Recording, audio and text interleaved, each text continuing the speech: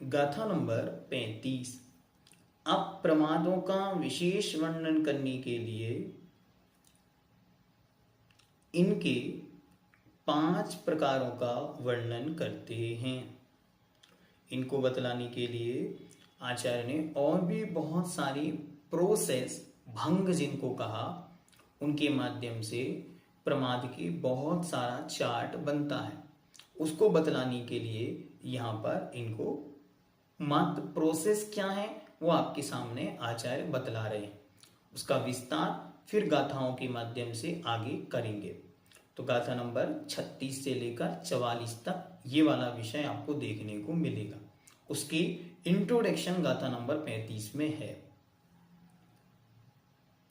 संखा तह पत्थारो पत्थारो परियट्टन नट्ठ तह समुट्टिठम एदे पंच पयारा पमद समुक्किट्टनि णेया। संका संखा संखा तह पत्थारो परियट्टन नट्ठ तह समुड्डिठम एदे पंच पयारा पमद समुक्किट्टनि णेया। संखातः पत्थारो परियट्टन नट्ठतः समुड्डिठम एदे पंच पयारा पमद समुक्किट्टनि णेया। संखा मतलब संख्या, तह तथा, पत्थरो पत्थारो अर्थात प्रस्तार, पर्यटन अर्थात परिवर्तन, नट्ठ अर्थात नष्ट, तह अर्थात तथा, समुड्डिठम अर्थात समुड्डिठम, एदे एते पंच पांच, पयारा अर्थात प्रकार, पमाद समुक्किट्टनि अर्थात समुक्कीर्तनी, जेया जानना चाहिए। तो 5 प्रकार से प्रमाद के भंग जानने चाहिए। प्रमाद के विशेष वर्णन के विषय में इन 5 प्रकारों को समझना चाहिए। कौन है वे 5? संख्या, प्रस्तार, परिवर्तन, नट्ठ और समुड्डिठ।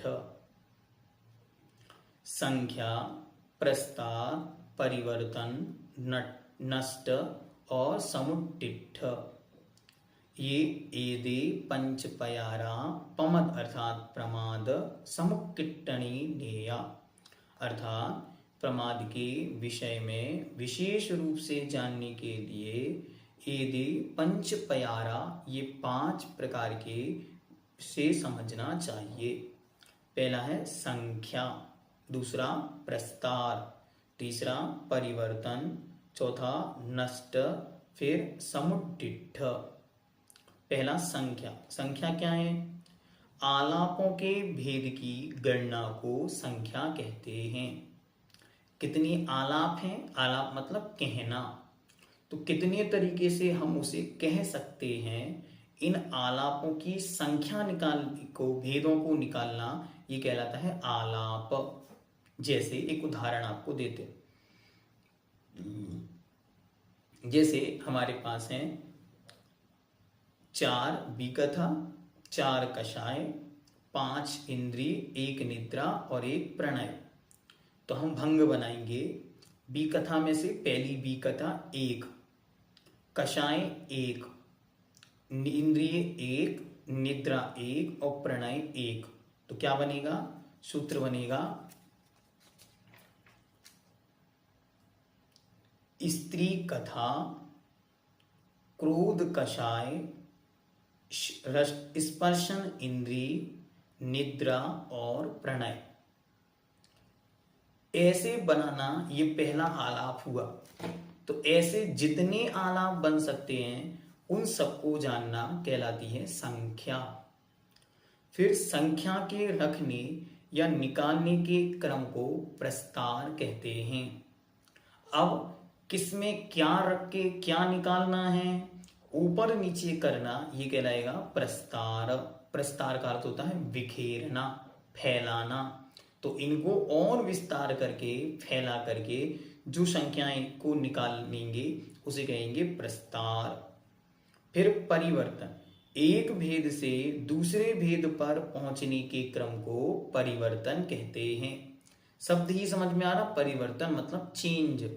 इनको आपस में इंटर क्रॉस करके, जैसे आपने एक टेबल बनाई और यहां लिख दिया प्रमाद, यहां पे लिख दिया कषाय, यहां लिख दिया इंद्रिय और यहां लिख दिया स्नेह। अब स्नेह को ऊपर कर दो, प्रमाद प्रणय को नीचे कर दो। ऐसे चेंज करके फिर इक्वेशन जो बनाएंगे वो कहलाएंगे परिवर्तन। फिर आगे आता है नष्ट। नष्ट क्या है? संख्या के द्वारा भेद के निकालने को नष्ट कहते हैं। और अगला है समुद्दिट्ठ। समुद्दिट्ठ क्या है? भेद को रखकर संख्या निकालने को समुद्दिट्ठ कहते हैं। संख्या रखी जाएगी सामने और आप कहेंगे इतने नंबर की संख्या, तो सामने वाला कहेगा इतने, ये अगर संख्या है तो ये वाला प्रमाद है। इसको कहते हैं संख्या के द्वारा भेद निकालना, ये कहलाएगा नष्ट। और भेद को रखकर कोई बोलेगा ये, तो आप बोलोगे संख्या इतने नंबर की बनेगी, ये बोलेगा समुद्दिट्ठ। इनकी प्रक्रिया एक बार आप बोर्ड के माध्यम से देखेंगे तो आपको ये सारे का सारा विषय स्पष्ट हो जाएगा। परीक्षा की दृष्टि से अभी इसमें से क्या विषय आपके सामने पूछा जा सकता है, इस पर पूज्य श्री से जब मुनि पुंगव सुधासागर जी महाराज से चर्चा करके फिर आपको इस विषय में विस्तार से बतलाएंगे। ये अलौकिक गणित, जैन गणित या जैन विषय का थोड़ा सा कठिन पाठ इस जीव कांड का है। तो आपको विकल्प नहीं करना कि बहुत कठिन है हम कैसे समझेंगे, ऐसा नहीं है। एकदम इजीएस्ट फॉर्म में एकदम गाथा को पढ़ के उसका सामान्य अर्थ निकाल के जानने का प्रयास हम और आप करेंगे। और जो समझ में नहीं आएगा तो यही भावना भाएंगे कि जब केवली भगवान मिलेंगे तो उनसे समझेंगे, और नहीं मिलेंगे तो जब हम खुद केवली बनेंगे तब समझ में आएगा। बस इतना ही कर सकते हैं और कुछ नहीं कर सकते। ठीक है, चलिए। ओम सिद्धम। दो ही उपाय हैं। पूज्यवर दादा गुरुवर महाकविश्वर ज्ञान सागर जी महाराज बहुत तर्क वितर्क के साथ हर प्रश्न का उत्तर देते थे। लेकिन कई विषय ऐसे होते थे जिन विषयों के कोई उत्तर है ही नहीं, मतलब जिनके उत्तर इस प्रकार से हैं कि उनके उत्तर न आगम में कहीं उपलब्ध हैं और तर्क वितर्क करने से खींचातानी होती। तो वो क्या कहते थे? वो कहते थे सुनो, ऐसे ही बाल सफेद मत करो, इन्हें बचा के रखो। जब केवली भगवान मिलेंगे तब पूछ लेना, या फिर जब आप खुद केवली बनोगे तो स्वतः समाधान हो जाएगा। तो इसलिए कुछ शंकाएं बचा के रखो। जब हम यहाँ से समाधि पूर्वक मरण करके और वहां स्वर्ग लोक में जाएंगे तो वहां नेमीचंद महाराज मिलेंगे, तो उनके पास पूछ बैठ के करोगे क्या? महाराज हमने आपका जीव कांड पढ़ा लेकिन हमें तो सब समझ में आ गया। तो महाराज कहेंगे अब चर्चा के लिए कुछ बचा ही नहीं। तो आप उनसे पूछना महाराज हमको ये विषय समझ में नहीं आए। तो महाराज कहेंगे आप बिठाए के समझाते। अब आप अवधि ज्ञानी हो, विशिष्ट ज्ञानी हो, तो अब विशिष्ट ज्ञानी क्या करेगा? विशिष्ट ज्ञानी विशेष बातों को समझेगा।